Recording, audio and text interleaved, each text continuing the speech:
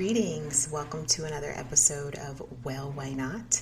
I am recording this episode on November 18th, and November 18th is a very important date for Haiti and for Haitians.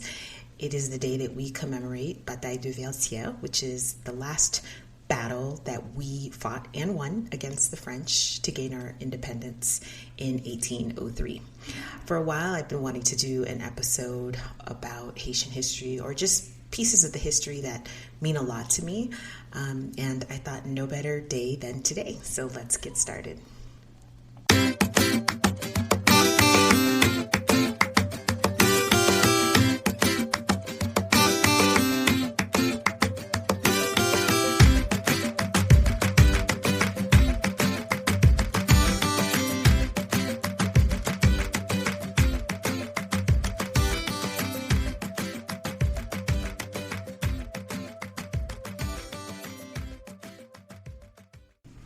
I first want to talk about my recent visit back in August.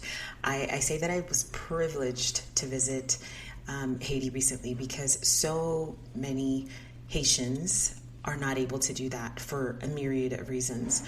Some of it has to do with not having the documentation needed to travel outside of the country where they currently reside. Some of it has to do with safety for all of the recent gang violence that has increased especially in Port-au-Prince. And it's not widespread as the media would have others believe. It's not all of Haiti that has been seized by gangs. It's really concentrated in Port-au-Prince, but since that is our largest international airport, it makes it difficult, especially for those of us who don't necessarily live in Port-au-Prince and who need to fly in there, but then take a car or some sort of terrestrial transportation to get to where we are originally from in the provinces.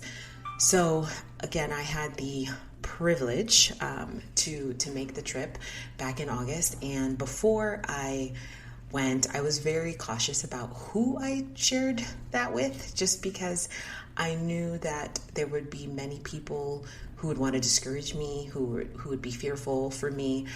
And I think at that point, well, not in August, but months prior, I reached a point where I recognized that my work takes me to places that aren't considered safe, places that the U.S. Department of State says do not travel to, and I go willingly. I go, with no trepidation, really. I don't hesitate to make those trips. And then I thought, well, why am I hesitating to make the trip back home? And it's interesting because I find that because where I travel for work, Haitians don't necessarily know a lot about those places, and they're not watching the news and seeing them show up as you would see Haiti show up. So they never, at least my immediate family has never shared any fear for me visiting those places, even though they are far more dangerous than Haiti. And I just came to a moment of, I'm going to make the trip. It's what my heart is telling me to do. I have no fear. I have no hesitation. I am not worried at all. Everything will be fine. And everything was fine. I was, again, very fortunate. I know that's not the case for everyone. I know there are people who make the trip and unfortunately get stuck in Port-au-Prince and can't get to the provinces, or they get to the provinces and then they have a hard time getting back to Port-au-Prince to fly out. But everything went really well for me. And I accredit it to putting out good energy and because I believe in energy. I believe you put out good energy, you'll receive good energy. You surround yourself with people who only see the positive and who are optimistic about life, and it'll eventually become second nature to you as well.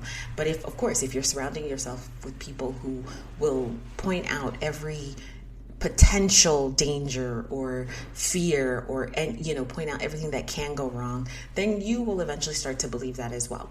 So I did share soon after my trip this picture that I took up above in the mountains, which was the road I had to take in order to get to my town of Jacmel. And it was beautiful. You saw the coastline, you saw the port, you saw just, this, what looked to be just a quiet city below. And we know that it's not quiet, but it's just a contrast. It's such a contrast to have those images and those experiences, really, because being up there, it wasn't just beautiful to look at, but I just felt this sense of serenity, a sense of peace, even though I wasn't home yet.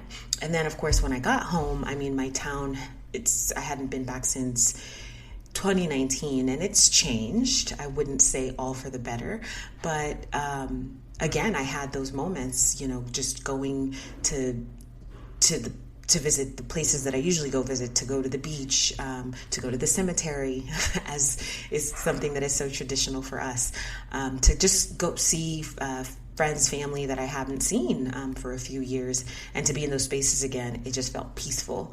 So I'm always holding those two emotions of knowing that I am, again, very fortunate, very blessed to experience peace and serenity at home, and that's not the case for many. That's not the case for even those who are living there now. And it's hard. It's hard to know that I have that privilege, and I can't share it necessarily. It's not something. It's almost like it's not mine to give. I'm not able to, just hand over my peace or hand over what I feel about being in Haiti and how I'm able to enjoy it. I can't share that, unfortunately, so easily. But now to the historical events that I always feel these events sort of, when I learned about them, they brought about this sense of pride. Just knowing about how Haiti became independent, first Black nation to become independent, and all of that, of course, brings pride. But there are so many, obviously it wasn't just an overnight thing. It was a long process, started in 1792, and we fought for a long time till we got to 1804, obviously. And there was a lot that went into it. There were a lot of people who lost their lives for it. There were a lot of battles lost, but of course the war was won. And I just think that our history is so rich and so interesting. So I wanted to pick out a few of the events that always stick out to me. And if people ask me about Haitian history, I always want to share it. I want to let people know these interesting facts. So the first interesting fact that I like to share is that not only was Haiti the first Black republic, it was also the first country in the Western Hemisphere to abolish slavery. And I think we assume that, and we take it for granted because it was a Black republic, but not all Black and brown countries that were able to gain independence afterwards necessarily did that. As a matter of fact, and this is my interesting fact number 2, part of Haiti's requirements when other countries or other communities at the time, because they weren't necessarily countries, asked for support in gaining their independence as well, was for them to also abolish slavery. So in the case of La Gran Colombia, which is present-day Panama, Venezuela, Colombia, and Ecuador, when Simón Bolívar reached out and said, we would like your help in fighting against the Spanish, Dessalines said, okay, but you have to free the slaves. And although the promise was agreed, or there was the agreement, and that was an understanding, it didn't necessarily happen for a myriad of reasons. But this is actually something that occurred with other countries as well. I know that at some point Mexico also reached out when they were fighting against the Spanish. And it was the same requirement. If you would like Haiti's support in trying to fight against, European powers or the colonizers, then you must abolish slavery. And I just think that speaks to the forethought of the revolutionary army of the people who led our independence movement, because easily it could have been just about them. It could have been about just, we want this for us, but we don't necessarily have to force it on anybody else. And I think in some cases it's normal and it's actually respectable to allow other countries to determine their fate. But it was recognized even back then that no, freedom is a universal right, that just as we fought for it, everyone, especially everyone who looks like us and who has been forced into slavery, should have the opportunity for freedom, to live freely. And it's just, again, I just think back to that time when there was no social media, when there was no, news channels or anything like that, and how people got information. It was very insular. The information that they had was pretty much amongst themselves. To get a letter somewhere to another country, it took months if it ever arrived. So again, it's just a lot of forethought. And I see that there was this genuine belief that we all deserve to be free. Another interesting fact, and this one's a little bit more controversial, but I have come to embrace all facets of our culture, even the facets that I think, I wish we could improve on, but it's still part of us. It's still part of me. And it's the fact that voodoo played such a big role in all of our battles, and especially the Bataille de Vertières. And it's very well known, and the Christians have been very critical of that. However, it is it's part of our DNA, I believe, and not in a negative way. Just like I believe any religion could be used for bad things. I know that voodoo tends to get that reputation. People only see it as that, as, this is a practice that is used to do harm. And that's not true. Again, it was a very integral part of the independence movement, and we gained independence, didn't we? So, and I think another interesting part of our culture that people don't realize when they're giving statistics about our religion and the religious makeup of Haiti, and they'll say, well, Catholicism makes up about 70-80% of the population, and then Protestants and other denominations come after that. But there's a joke that even with those statistics, 110% of Haitians practice voodoo or believe in it. And I know a lot of Haitians would say, no, that's not true. I have not. I've only seen a voodoo ceremony on TV. I've never participated in one in person.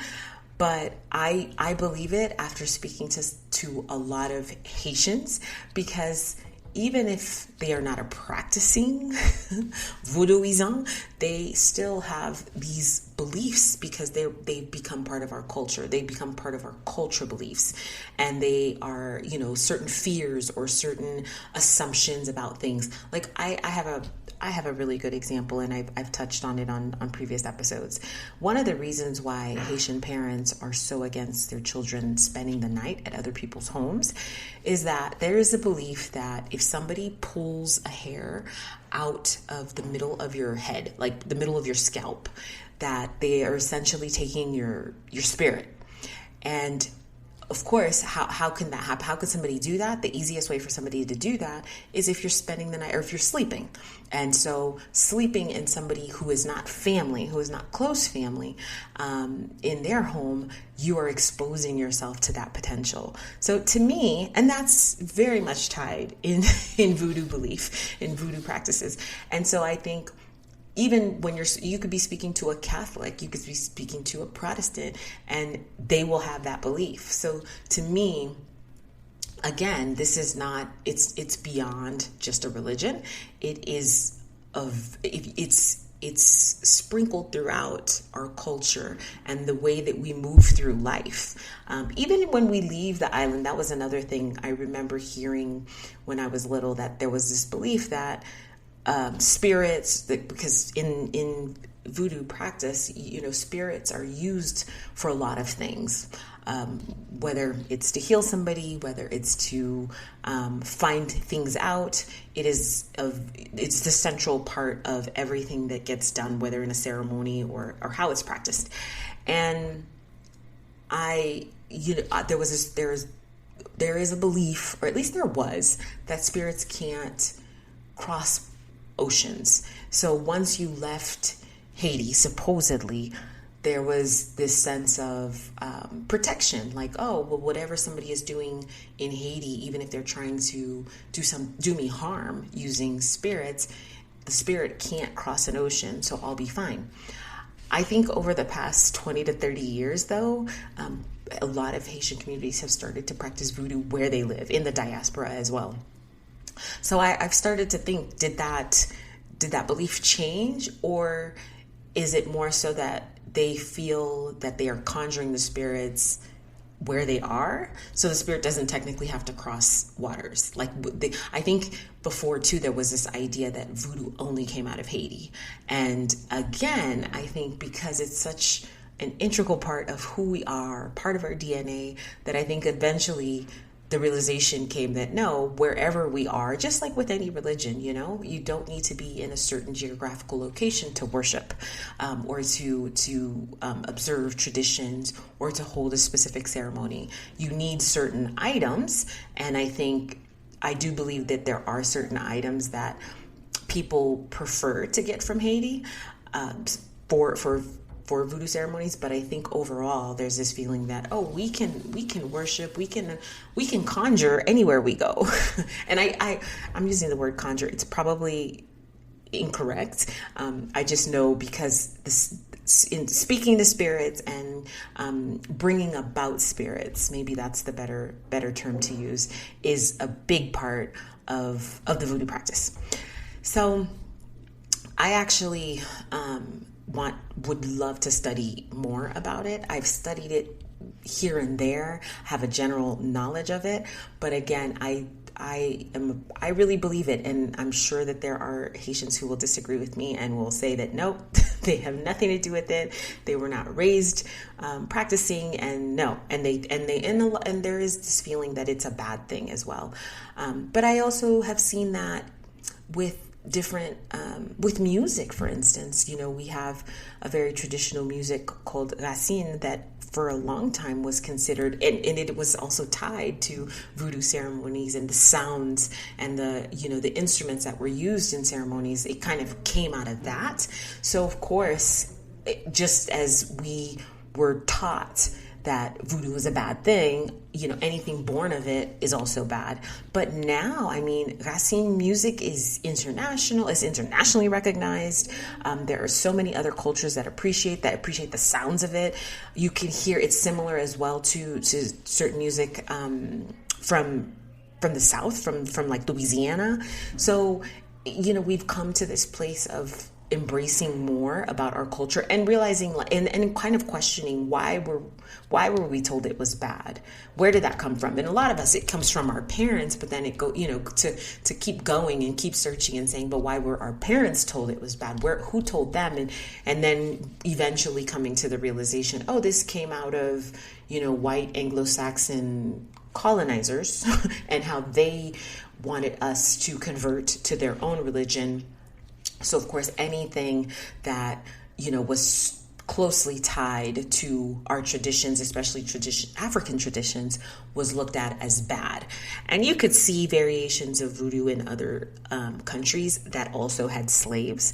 So and then you can also tie it back to a lot of tribes in Africa, especially where the slave trade was concentrated. So these are just, again, three little things, but big things, again, that I think are fascinating about our culture. And I think, obviously we're unique, not only in the fact that we were the first in so many ways, but we're just unique because of the way that we have merged or melted all the different aspects of our African roots and the Spanish roots and then the indigenous cultures and the indigenous communities that were there as well. So I read somewhere that Haiti created a plethora of mixtures was the term used in terms of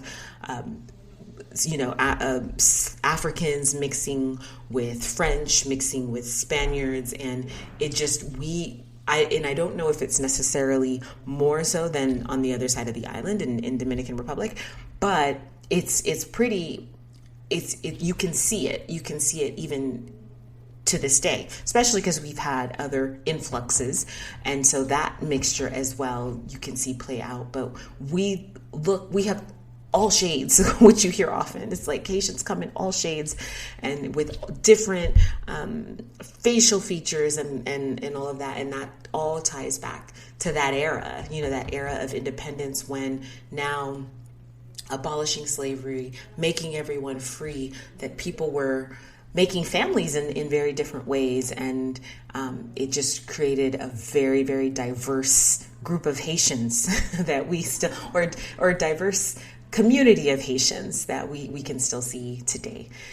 So that is it for my little nuggets about Haitian history. Again, I could probably do 20 more episodes about things that I like about our culture, things that I like about our history, and I probably will do another one in the future.